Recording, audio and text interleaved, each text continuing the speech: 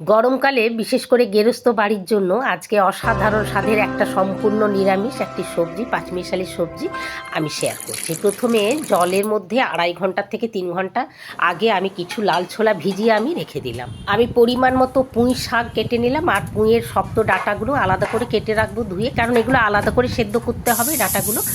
আর পুঁই শাক আর শশা এবং ছোলা যেহেতু এই সবজির মূল উপকরণ, তাই এগুলো তো একটু লাগবেই। লাল হয়ে যাওয়া শশা অনেকে খান না, বাজারে বিক্রি বা দেখতে পেলে বা বিক্রি হলে কিনে নিয়ে আসবেন, সেগুলো কেটে দেবেন। আর কয়েকটা আমি ইয়ে দিয়ে দিলাম, পটল দিয়ে দিলাম। আর বাড়িতে এই সময় কিঁদুরি পাওয়া যায় বাজারে, দেখবেন দেখে কিঁদুরি অনেক সময় পাকা হয়ে গেলে ফেলে দেন না, এগুলো দেখুন লাল হয়ে গেছে কিন্তু ফেলছি না, আমি এগুলোও দিয়ে দেবো। আর গাজর কয়েকটা ছিল সেটা দিলাম, এক টুকরো কুমড়ো ছিল সেটাও দিয়ে দিলাম, দুটো আমি আলু কেটে কেটে দিলাম।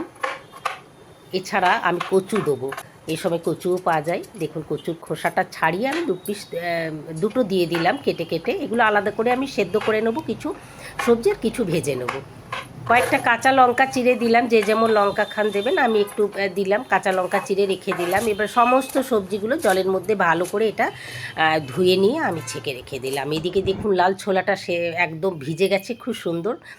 ছোলা দিয়ে পুঁই শাক দিয়ে আর করবেন এই সবজিটা, খুব ভালো লাগবে। ছোলা, শসা, কচু, গাজর আর শক্ত পুঁই ডাঁটাগুলো আমি আলাদা করে সেদ্ধ করে নিলাম। এগুলো সেদ্ধ হয়ে গেছে, জল ঝরিয়ে আমি রেখে দেবো। এদিকে কড়াই সর্ষের তেল দিয়ে আমি পটল, কুঁদরি, এগুলো আলু, এগুলো ভালো করে ভেজে নেবো।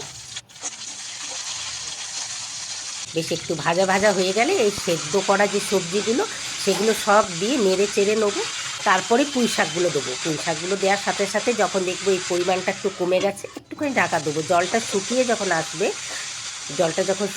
তখন পরিমাণ মতো এখানে লবণ দিয়ে দেবো, হলুদ, হ্যাঁ, তারপর ভালো করে নাড়াচাড়া করে নিয়ে এর মধ্যে একটু চিনি আর কাঁচা লঙ্কা যেগুলো চিড়ে রেখেছিলাম সেটা আমি জল দিয়ে দিলাম, একটু ঢাকা দিয়ে দিলাম।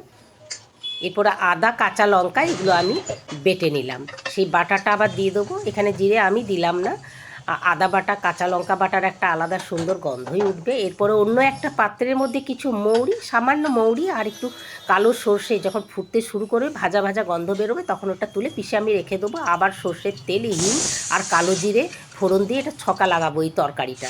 এই সময় এই তরকারি থেকে একটা সুন্দর গন্ধ বেরোবে, যেহেতু হিং আছে। আর বড়ি আমি দিলাম না, চাইলে আপনারা বড়ি দিতে পারেন, কিন্তু যেহেতু আমি সর্ষে এবং এই যে ভাজা মশলাটা রেখেছি, এটার জন্যে বড়িটা দিলাম না, এটাতেই খুব ভালো লাগবে। হয়ে গেল আজকে এই পর্যন্ত, আবার পরে দেখা হবে অন্য কোনো ভিডিওর সাথে, ততক্ষণ সঙ্গে থাকবেন। নমস্কার।